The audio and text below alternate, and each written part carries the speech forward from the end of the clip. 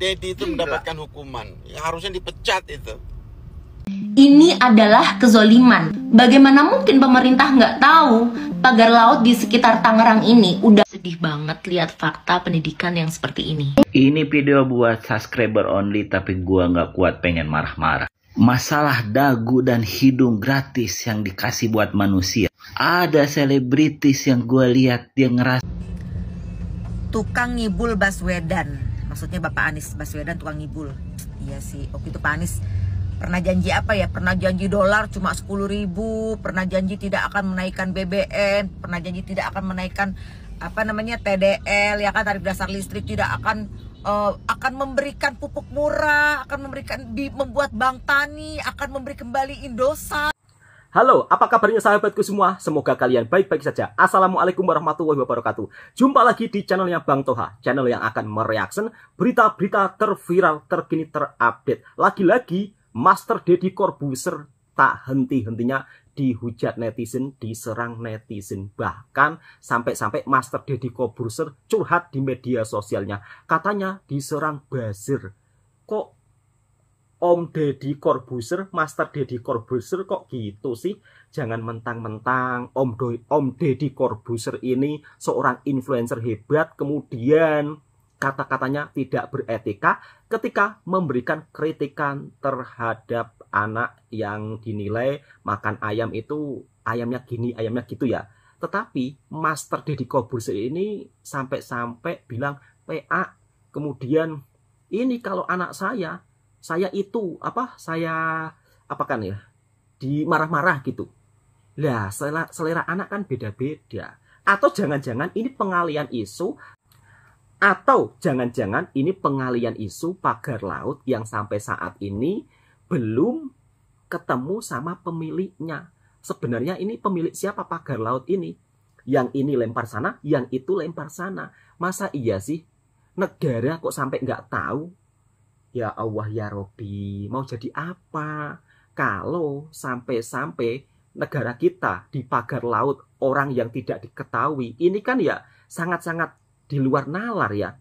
Oke lah, kalau kita di era zaman dulu ya kan, zaman orangnya yang punya ilmu, mungkin bisa jadi itu jin yang masang. Tetapi kalau di era zaman sekarang, kok sampai-sampai sang pemiliknya belum ditemukan? Ya sangat miris sih. Lalu bagaimana tanggapan netizen?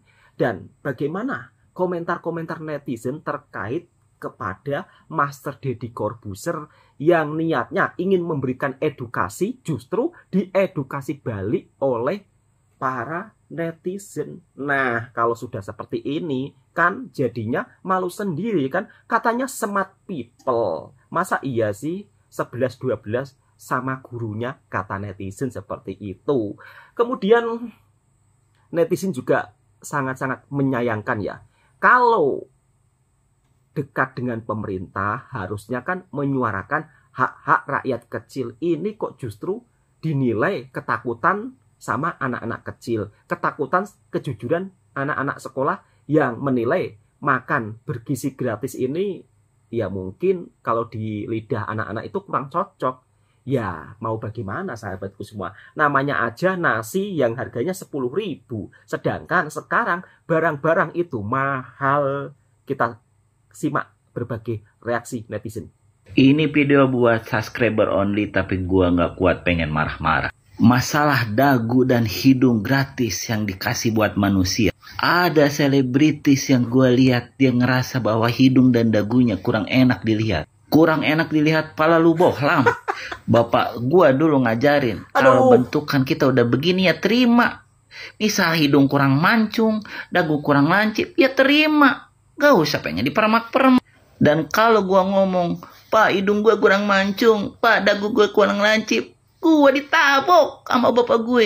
Terima gimana bentukannya, terima aja. Nah ente komplain. Sehebat apa ente komplain sama Tuhan? Yang gak enak tuh bukan hidung kurang mancung apa dagu kurang lancip. Yang gak enak tuh kalau gak punya duit, bos.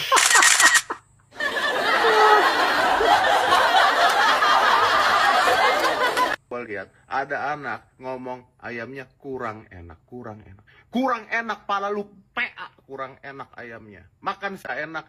Itu anak gua tabok, makanya sampai sekarang lu tanya sama dia, nah ente komplain sekaya apa ente? Pantas Dedi itu Gila. mendapatkan hukuman, yang harusnya dipecat itu. Itu mirip banget sama kasusnya Gus Miftah. Ya sedikit merendahkan, meskipun dia katanya bercanda Betul, Mas. kepada tukang Iya. es itu. Nah kali ini Dedi itu ada ucapannya, dua ucapan Dedi yang dirasa oleh ibu-ibu, oleh orang tua murid itu menyakitkan. Yang pertama dia bilang pala lu PA katanya. Padahal di video itu anak tuh nggak bilang nggak enak, bilangnya itu rasanya Betul. aneh. Dan itu fakta kan. Ya kalau anak itu kan jujur melontarkan apa adanya gitu. Rasanya kok aneh, sayurnya agak pahit. Nah yang kedua yang lebih parah, dia bilang, lu sekaya apa sih pakai Betul, komplain? itu parah itu memang. Jadi dianggapnya anak yang dikasih makan ini orang miskin dikasih makan dengan ayam pakai bilang gak enak. Gitu. Dianggapnya tuh lu sekaya apa sih? Lu orang miskin aja belagu gitu loh. Waduh, pelan-pelan, Mas. Pakai bilang gak enak, tinggal makan aja.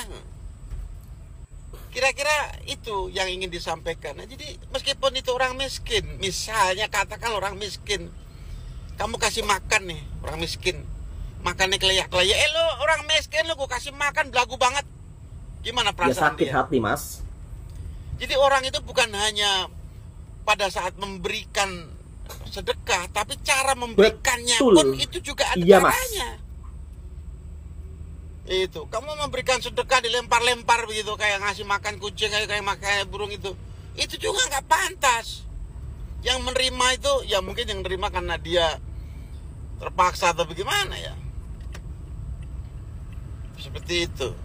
Jadi Dedi ini lebih parah dari Gus Miftah. Maka kalau banyak yang unfollow, yang keluar dari followernya itu masuk akal. Itu, dan harus dihukum ini orang, dan harus hukum sosial. Nah, kalau Pak Prabowo, dia kan katanya cinta dengan rakyat kecil, sangat peduli. Kalau rakyat kecil disakitin hatinya oleh orang-orang di keliling dia, ya harusnya Pak Prabowo bisa pecat juga ini orang.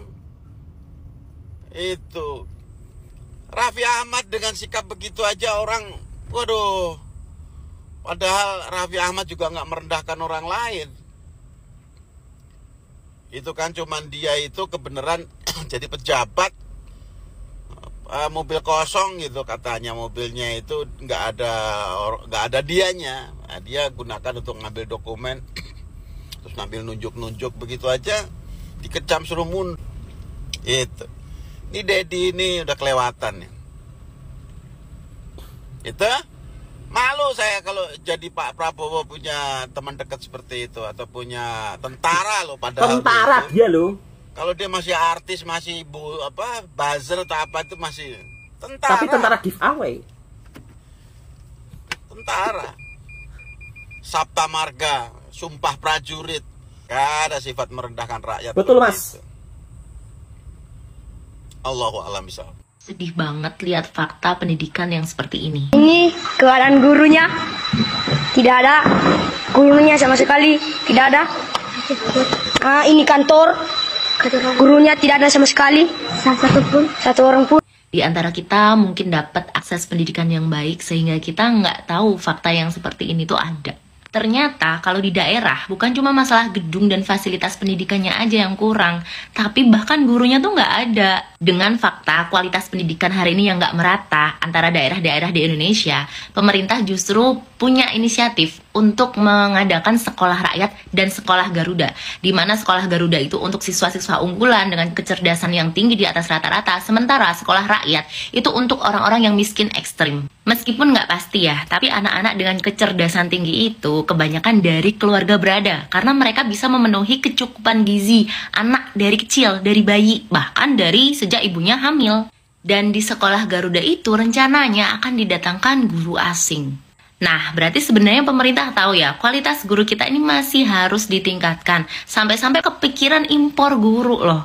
Tapi, alih-alih memperbaiki kualitas guru dan memeratakan kualitas pendidikan di seluruh daerah di Indonesia, yang terjadi justru wacana untuk makin membuat pendidikan itu timpang. Pertanyaannya, kenapa? Apakah rakyat yang miskin ekstrem itu tidak berhak mendapatkan pendidikan dari guru-guru yang punya kualitas super? Katanya cita-cita negara ini adalah mencerdaskan kehidupan bangsa. Apakah pendidikan yang berkualitas itu bukan hak untuk seluruh anak bangsa? Pendidikan adalah kebutuhan pokok manusia. Karena sejatinya semua orang wajib untuk menuntut ilmu. Nah, dengan paradigma bahwa pendidikan sangat penting bahkan wajib untuk setiap orang, maka Islam sangat memperhatikan yang namanya pendidikan dan kualitas pendidikan, dan termasuk guru. Di masa Abbasiyah, saat pendidikan Islam itu lagi jaya-jayanya, nih kita lihat gaji gurunya tuh sangat-sangat fantastis. Ini tuh kalau dikonversi sampai miliaran rupiah loh. Jadi semoga pemerintah lebih bijak dalam melihat problem ketimpangan pendidikan kita hari ini, sehingga tidak malah makin mempertajam ketimpangan itu. Dikasih pendidikan gratis tidak mau, malah memilih makan gratis yang berujung-ujung pro dan kontra. Kemarin kan program Pak Anies juga begitu sangat luar biasa ya. Beliau ini mengutamakan pendidikan gratis. Dan itu akan menyeluruh seluruh Indonesia dari pelosok ke pelosok. Mirisnya sampai saat ini ternyata kualitas pendidikan yang ada di negara kita sangat miris, terutama di pelosok. Bahkan fasilitas bangunan sekolahnya pun juga membuat kita kaget. Mungkin kalau tinggal di perkotaan selalu ngomong, sekarang maju kok, sekarang udah canggih semua. Tetapi coba kalian yang tinggal di perkotaan sekali-kali hidup di daerah pedesaan yang pedalaman, di mana dari segi fasilitas sekolahannya itu kadang-kadang miris. Kalau saya sebagai masyarakat, saya ingin sekolah-sekolah yang ada di pedalaman ini benar-benar diperhatikan, dibuat sebagus mungkin, dibuat senyaman mungkin, sehingga anak-anak kalau belajar juga merasakan suasana yang nyaman. Makan gratis itu harusnya diprogramkan untuk orang-orang tertentu. Jangan dipukul rata semuanya gitu loh. Atau jangan disamaratakan semua. Kalau sudah seperti ini akhirnya menimbulkan pro dan kontra. Apalagi uji coba makan gratis ini justru diawali di perkotaan. Harusnya diawali di pedesaan-pedesaan pedalaman, begitu loh. Dan yang viral kali ini pagar laut yang ada di negara kita. Bukan pagar laut yang ada di negara kita sih, maksud saya pagar laut yang menjadi pembahasan di negara kita. Pagar laut misteri yang sampai saat ini tidak tahu siapa pemiliknya. Kok aneh ya, kok bisa ya?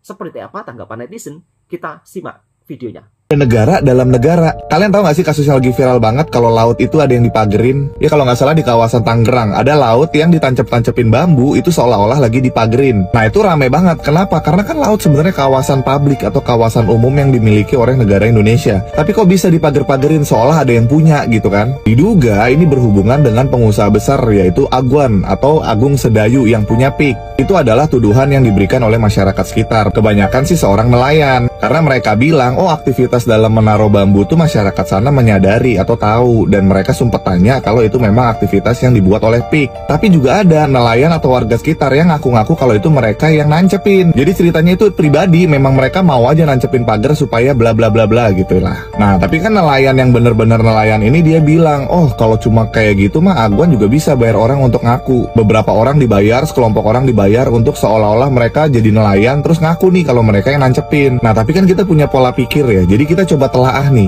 Kalian tahu nggak sih berapa panjang tuh laut yang dipagerin? Emang 10-20 meter? Enggak, itu sampai 30 km. Kalau kalian mau tahu 30 km itu kurang lebih dari Bekasi sampai Slipi, Jakarta. Tuh jauh banget. Kalian bayangin nggak, kalian magerin tuh pakai bambu dari Bekasi sampai tengahnya Jakarta. Nah, jadi kan udah pasti butuh biaya dan butuh tenaga yang besar. Apakah masyarakat yang majority nelayan menangkap ikan itu bisa melakukan hal itu? Kalau bambu aja let's say satunya 10.000, ya kalian kali aja berapa yang dibutuhin bambu untuk bisa sampai 30 km. Nah, itulah akhirnya yang membuat kita berpikir, oh ini pasti ada orang besar di balik ini semua. Nah, tapi kasus ini sebenarnya masih berjalan ya, kita nggak tahu lah. Tapi katanya sih udah ada yang membongkar dari pihak TNI atau pihak pemerintah, gua nggak tahu. Tapi itu semua cuma opini pribadi, kita coba ikutin aja apakah benar ini milik Agung Sedayu. Gimana menurut kalian? Tulis di komen ya. Ini adalah kezoliman. Bagaimana mungkin pemerintah nggak tahu pagar laut di sekitar Tangerang ini udah ada dari Agustus 2024 dan udah dilaporkan ke Dinas Kelautan dan Perikanan. Tapi panjang pagar ini justru bertambah dari 7 km sampai 30 km. Menurut kesaksian nelayan, pemagaran ini pun dilakukan pagi hingga siang hari loh. Keberadaan pagar ini tentu saja merugikan nelayan setempat, di mana mereka harus menempuh jarak yang lebih jauh untuk melaut, menambah biaya operasional hingga tangkapan mereka menurun karena akses ke wilayah yang kaya ikan menjadi terbatas. Ini adalah kezoliman. Syekh Taqiyuddin An-Nabhani dalam kitab Nizam Iqtisadi fil Islam menyebutkan bahwa laut adalah bagian dari kepemilikan umum atau kolektif properti yang bisa dimanfaatkan bersama oleh masyarakat dan tidak boleh dipagari sehingga menghalangi masyarakat untuk mengaksesnya. Sementara pagar ini, pemerintah pusat dan daerah katanya nggak tahu menahu siapa yang memasang, jadi pagar ini tuh tanpa izin. Pagar laut ini sekarang telah disegel oleh Kementerian Kelautan dan Perikanan dan menunggu dibongkar sendiri oleh pemiliknya. Ini menunjukkan lemahnya pengawasan teritorial laut kita. Padahal ini bukan wilayah perbatasan loh. Ini masih dekat dengan Jakarta. Tentu saja hal ini menimbulkan tanya, sudah dilakukan secara seriuskah pengawasan dan pemeliharaan area laut Indonesia agar bisa digunakan semaksimal mungkin untuk kemakmuran rakyat? Jangan sampai yang diuntungkan cuma konglomerat. Habis nonton cuplikan bocor alus Tempo dan perbincangan yang rame di X, aku terus cek website Bumi ATR BPN. Kayak gini nih hasilnya.